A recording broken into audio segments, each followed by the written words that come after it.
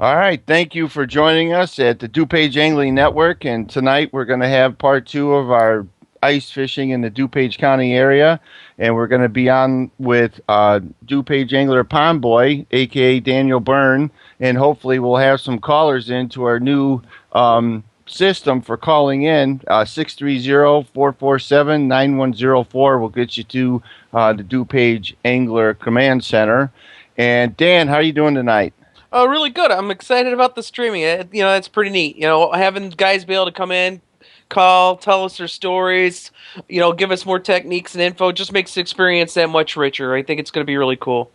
Yeah, the system isn't perfect just yet. It's going to take a little bit of trial and error, of course. But when we do get a call, we might experience a slight delay. So don't fret. And they'll be on just as soon as we can get it connected.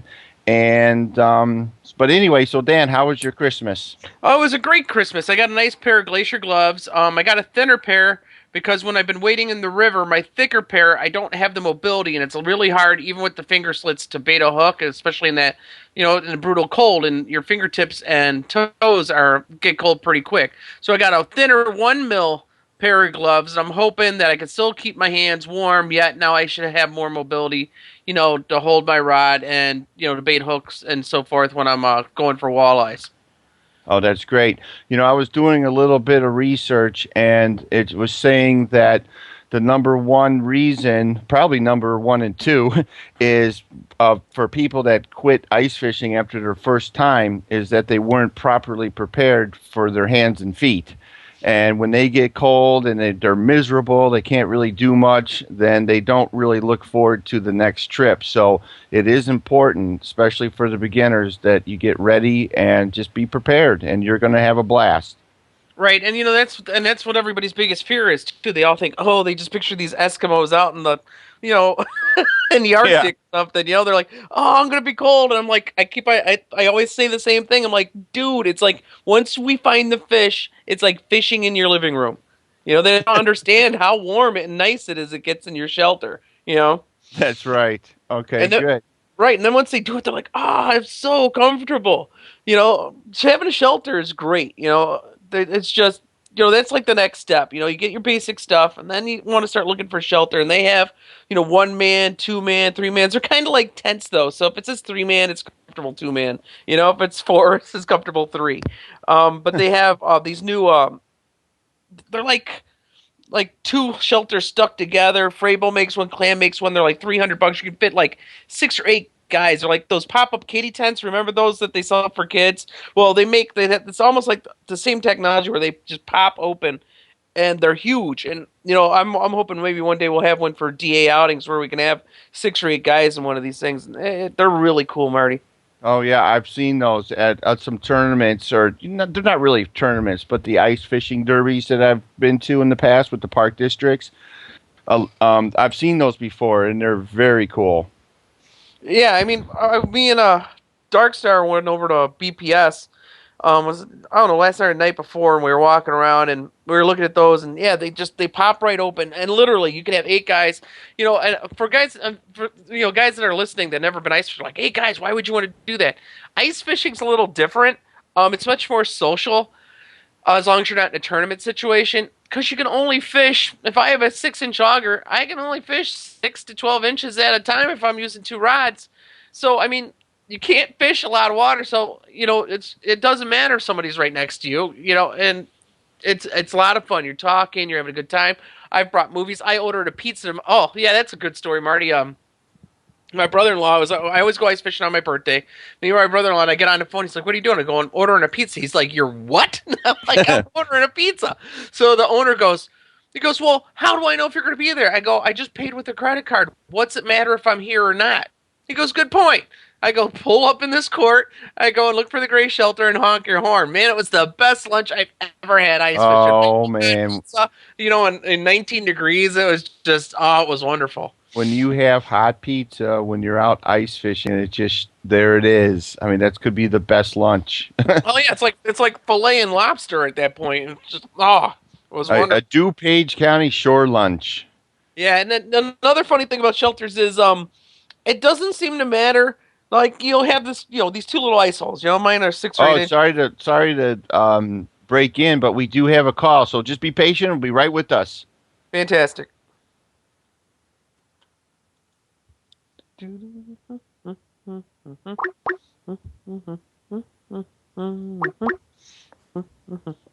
All right, it looks like we might have our caller for the ice fishing show. Go ahead, caller. Hey, hey, Hey. did I hear that someone's talking about ice fishing? yeah, yeah. Who is this? Hey, this is Darkstar. Oh, hey, Darkstar. How are you? I was just talking Hey, about doing you. well. I was just, Oh, my we were ears just, were burning, so I thought I should call. yeah, we were All just right, talking great. about shelters. So, Ah, were you yeah. able to see the live stream so far on the site in the forums? I have not. Most of the access that I've had has been from work, and I don't have necessarily the best access at work because they block a lot of stuff. So, Oh, okay. Well, but that's probably for the best for you because you would be fishing and shopping all day. that's not to say that I haven't ordered tackle while I was at work. But Speaking of ordering tackle, Mr. Darkstar, it is my understanding that I have created an ice fishing monster from last year. Last year, how many times did you go? 4 or 5 times? I want to say 5. 5. All right. So you went Possibly. five times last year. Last year you bought what was a couple rods, a hand dogger, 8-inch hand dogger, and a bucket. Is that correct? That is correct, yes. Shortly, Some jigs. shortly. What have you purchased since then for this season? Well, After let's you were hooked. see. In anticipation of the hopefully good ice season to come, please ice, please come. Yeah. I purchased a Freybill Trekker Max 2-man shelter, but really, honestly, once you flip the tent over, you could probably put a third person in there relatively comfortably, especially a smaller one. So, it'd be great to fish with 2 adults and a kid. I have I got a Vexilar FL20 flasher combined with their double vision camera system. So Cool. it's all built into one housing. So I've got 80 feet of camera cable that I can drop down in all of the 80 feet deep ponds that we have here. There's lots of those. Yep. Yeah. Yep. But it came with the tri-beam transducer, so I can change transducer cone angles dependent on where I fish, and ultimately it will also do it will flash down to 200 feet, I believe. So fishing in 200 foot of water, I can adjust my cone angle to a nice narrow cone angle so that I can get down there and have some reasonable expectation. I can't. My You know bait what? being somewhere close to a fish. This is really really cool because just a year or so ago, he had no idea what in the hell he was going to do. And now listen to him and look at him. I mean, I'm looking at some old photos right now of him fishing, ice fishing last season, right? And listen to him, yeah. man. I mean, he knows what he wants. He knows what he's doing. That's what makes it. That's why this makes it so amazing. He went all of 4 or 5 times last year, and the longest we were out was maybe 4 hours. And the guys just now gave us a lecture on transducer cone angles. It's Well, crazy. yeah. Now, to make things even worse, you built 3 custom ice fishing rods over the last few weeks. Is that correct? That is also correct. I can confirm that. Yeah. I blame Fluke for the rods, but that's okay. Fluke posted something on the forums about a mud hole rod building class that was coming to Milwaukee. I thought, what, that seems kind of interesting. Looked at the price. The price wasn't all that expensive. I thought, cool. If nothing else, I'll get to build a rod. Well, I enjoyed it, so I bought the stuff that I would need to build more rods, and I ordered up some ice fishing kits, figuring that I would be able to put together 3 rods, an ultralight, a light, and a medium action. We've and created a have monster. my own rods. Yeah, my own rods ready to be able to catch fish in my ice shelter. My boots came today, so that my feet will be nice and toasty to What minus kind did 40 you get? degrees. They're the Casmix, I believe, is what Dan recommended them, and I was looking at the Sorels. Sorels are awesome boots, but statistic for statistic, it looked like these Casmix are darn near identical. They are absolutely light. I put them on and I walked around the living room for a little while. Very light, and they're cheaper. I mean, actually, they're less expensive, which is a wonderful thing. So, oh wow! And my Mr. Heater is on its way, so the ice fishing shelter will be nice and toasty warm. And so to finish up your shopping spree, you've gotten several jigs and lures. Is that correct as well? Let's just say that custom jigs and spins. I probably should start an account with them. We've created a monster, Marty. It's alive! It's alive! Yeah. And the folks at Salmo were so appreciative of my orders that they sent me a hat. Oh, that's good. Oh my God, that's awesome. Well, what I'm interested in is getting the Fish TV set up so we can see the action while you're hooking them. I love watching those videos that Dan made last year. It's going to be pretty cool. Between the Fish TV, the DA Fish TV that we've been using, and the system that Jason just bought. When we put if we have a decent day putting all that footage together, we should get some pretty cool stuff out there. Oh yeah, and what I would love to do is to also set up a tripod if we can inside the shelter, because if we have some mobile internet, we'll be able to do some live fishing shows just like what we're doing now, only with video. That would be fantastic. That would be cool. Actually, you nothing else. Creating a Google Hangout. My phone, so long as I'm in a good network area, I get plenty fast internet on it, and I could actually live stream. Oh, that would be excellent. And I think there is an app for us to use where we'll be able to have our live fishing shows, even if we just use a phone. So that it's going to be great. And I don't do a whole lot of ice fishing, but I would love to be in it with you guys and be able to just take care of all the show stuff. Yeah, we just need some ice. Absolutely. I've been checking every day. It's only grown about a quarter of an inch a day. Grown, stretched, whatever. It's like a little kid to Dan, It's like, oh my God, he's grown an inch. I know. Well, it's not growing fast enough. Damn it! I need some vitamins. I mean, I went out today, and by me, it's only inch and 3/4, which is nowhere near safe. I know there's some guys posting online that have gone up probably about an hour and 45 minutes to 2 hours. You can get up to some safe ice up there. Really? But right around here, not yet. I don't think we're going to have it this weekend. I think it's going to be another weekend trip to the river for us. Yeah, there was a lady that was talking to me today, and she goes, "Are you the one with the fishing site?" And I said, "Yeah, we run a site." And she goes, "My son wants to go ice fishing, and he wanted to go this weekend." And I tell him that it's no way can you go around here.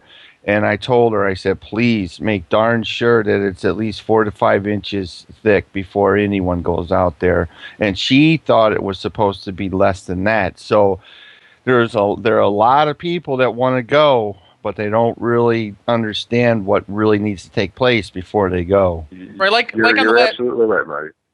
Yeah, on the last show, we said, I tell everybody 4 inches. Now, can some guys go out on less than that?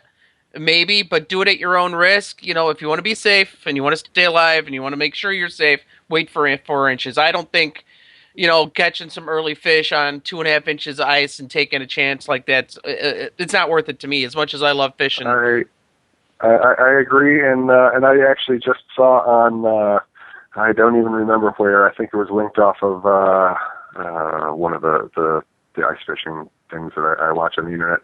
The state of Minnesota recommends that you don't go out on the ice unless it's 4 inches thick. That's right. Now, they get to 4 inches a lot faster than we do. But, if anybody knows ice fishing, it's going to be people that are in the northern stretches of the ice belt. So I would tend to trust their idea of what's safe. Yes, and that's I was reading once they get 10 inches or 15, they drive cars on it. Right. Right. Hey, I was looking on the internet. Have you seen some of these these mobile houses and stuff. Some of them are nicer than my first apartment. I mean, Yeah. I'm not kidding. I was watching a video. It was like a silver trailer, and really nice furniture, a widescreen TV, everything you need to cook, beautiful beds. I'm like, Jesus, Oh yeah, you know, yeah. No, they've got there's a video out on my flasher, and the website does go into a little bit of detail about this. So you know what? A lot of people, if they have a permanent fish house, they will video out of the fish cam, or they'll video out of the definitely the fish cam, not the flasher. Put it up on their big screen. So they got a big screen in the fish house. It's nice. It's insulated. There's just this little door open so that they can fish down there. And they're just sitting there jigging and catching fish. how awesome is that? Could you imagine sitting on a lazy boy, looking at like a 42-inch LCD, and just watch it like it's a video game? Oh man, you can cook a pizza. You don't even got to order one. You can take a nap. Oh my God, it's like every fisherman's heaven. It's like Absolutely. fishing from my dorm room in college. Absolutely. Dan, you know that I intend, assuming that we get to actually get out on the ice for a decent amount of time in the next month or so. I'll bring my Dutch ovens out, and we don't have to order pizza. We can cook pizza on the ice. Yes, you rock. That's so cool. All right. Man, you guys, I don't know. Well, anyway, what's going to be your most favorite lure, do you think, this year on the ice? You beat me to it, Marty. I was just going to ask. For me or for Dan or no, for you, because you're the one shopping this season. I was wondering, what is the lure that you're thinking about the most? Well, the lure that I'm probably going to use first, gosh, it's going to be a toss up between two. Some Jigs and Spins Slender Spoon is just a versatile, crazy, fabulous lure from what I've seen on video. There's a particular show that I watch. They've got it on the television and in the northern states, but we don't get it there, so I get it on YouTube. Where these guys, I mean, they hardly even take these off. They hardly fish anything else, and they catch. They size it up, they size it down. There's different color tape on it, but it's either a gold spoon or a silver spoon, and it's just jigging. Sometimes a minnow head, sometimes larva of some sort, sometimes not, sometimes just the action of the spoon. And it's amazing what wants to eat it. And then the other one would probably be the Salmo Chubby Darter. The Chubby Darter is it's an interesting bait. It's actually made out of foam, and then they epoxy it somehow, or they treat it so that they get the balance the way that they want it, so that when you drop it down through the water column, it kind of wobbles back and forth a bit, and then when you rip it up, it does a very kind of fast gyrating vibration. So when we fish in the summer months, the warm water months, we talk about stimulating the fish's lateral line. Right. You're still doing that when you're ice fishing. You're not fishing any differently, other than you're fishing right over the top of them. Right. Okay. And one thing when it comes to one little tip when it comes to jigging or straight lining or using a spoon, don't drop it down to your strike zone and then start jigging. You want to start jigging all the way down. You jig all the way down, because a lot of times your biggest fish are going to leave and hit that up higher, and your smaller fish are going to be underneath it, and it happens over and over and over again. And I never realized that. I have to tell myself, I have to physically make myself, because I want to go straight down to where I'm marking them, and I'm like, I have to tell myself, Dan, no, start now, and you want to jig all the way down to those fish, and those bigger fish will come, the faster and more aggressive bigger fish will come up, and they'll hit it, and sometimes you don't even need to go all the way down, they'll just keep coming up. Yep. But the biggest fish are usually the ones that come up out of the pack. Really? Dave Gens actually talking about perch, crappie, bluegills. I mean, he's Mr. Ice Fishing, for crying out loud, but he mentioned that even when you're fishing just like a marmuska jig and you got a larva on it, once you put it in the water, make sure that it stops spinning, so that the line twist isn't going to make it spin so much, and then drop it down, and about halfway before you see your marks on your flasher, you'll watch your jig go down. That's kind of the coolest thing about the flasher, in my opinion, is you watch your little tungsten jig or your little lead head jig or your spoon drop through the water column. Oh, wow, that is really cool. Start working it. And you start working it because, it's something alive as far as the fish are concerned, and you work it down to them. And with the flasher will show you real time what's going on in that cone directly below your hole. So you watch your bait, and then you can see things off the bottom come up. Basically, you will see the bottom shift and change in color a little bit, and a stronger sonar signal will come up to where it's starting to where it meets your jig. Right, and I mean that's what's really cool. I mean that's the major difference between locators and flashers. So if you're just getting started, can you find fish without any electronics? Yes. If you just have if you just have a locator, you can adapt that and you can at least find your fish. So that would be step 2. Now you want to dial it even anymore and you want to invest a little bit more money. You do like Jason did and you get a flasher and you're going to be able to do just that. You're going to be able to see everything in much more vivid detail. And you mentioned line twist. And what I didn't mention, Jason, on the last show was just your basic spring bobber, like a tungsten jig, and like little atom plastics or micro nuggies or wedgies. And basically what you're doing is you're using no float at all, using a heavier jig, and you're going right with your ride. Now, a spring bobber, for what guys don't know what those are, it's like a spring with a little fluorescent color on it, and it attaches to the end of your rod. Your line actually is threaded through the spring, and it's more of a strike indicator. A lot of the times, though, if you have the right rod combo, you're feeling it. You don't even really need to watch it, but that's what it's there for. You'd mentioned line twist, and the new thing that's out now is what they call straight lining. And straight lining is a fancy term for saying we're now using fly reels instead of spinning reels. That's all it is. So you take a fly reel with some backing, you still put some backing on it because you want to fill up most of the reel. Then you put on your mono on that, and you're holding it. Some guys hold it sideways, but what that does is it keeps your jig from spinning around. And but that's what and all they're doing is no float, and you're just using, a jig straight line in the water. And that's when a flash is really nice because you can see that jig going down, and you can see the fish coming up, and you don't have to watch it float. Oh, wow. That's what a flasher is the difference between what you mentioned with the micro nuggy on a jig head and under a float. You can absolutely work that, and that is a fantastic way to watch your depth and to keep your depth when you're using a locator based system. When you're using a flasher, since your flasher is real time, you use the jig. You could even use the same size jig and the same size micro nuggy. You're going to size your bait depending on what the fish are going to eat. It's just like any other fishing any other time of year. You watch your jig drop down through the water column, so you know where it is based on what you're seeing on your flasher. So as it goes down, you don't necessarily need to, or you don't need to have the float and have the stop so that it'll stop at the depth. You can work it down to the depth. You can work it down below the depth where you think the fish would be. If they're not reacting to what you're doing, you can drop it all the way to the bottom and bang the bottom a couple of times.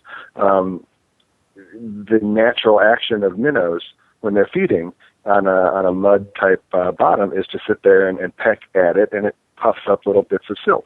You do exactly the same thing. If the fish aren't around or aren't paying attention, drop it down, bang it, bring it back up. So you're watching your jig, and then all of a sudden you see something come towards it or become stronger, a signal becomes stronger coming from the side at it. At that point, it becomes cool. like video game fishing. Right, Marty. Some of these guys have gotten so good at this, and I've seen it. It's amazing. I watched one guy. He didn't even wait to feel for it. He watched his jig go down.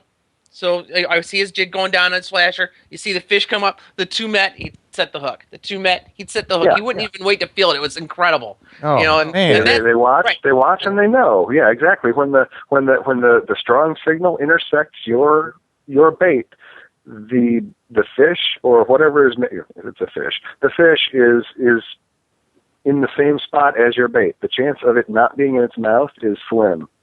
You can sit there and watch it, and the thought is, at least, keep your rod tip in line with your flasher screen, because you can watch it right up to the point that it happens, and then watch your rod tip to see if it dips a little. Watch it to see if you can see the strike indicated. But you don't necessarily have to, because when the fish, if you can see it aggressively move, you know that it's going to grab it. It's just probably going to happen, and you can give yourself a good, 2-foot raise your hook or raise your rod, and be halfway confident that you're going to bend the rod and there's going to be a fish on the other end.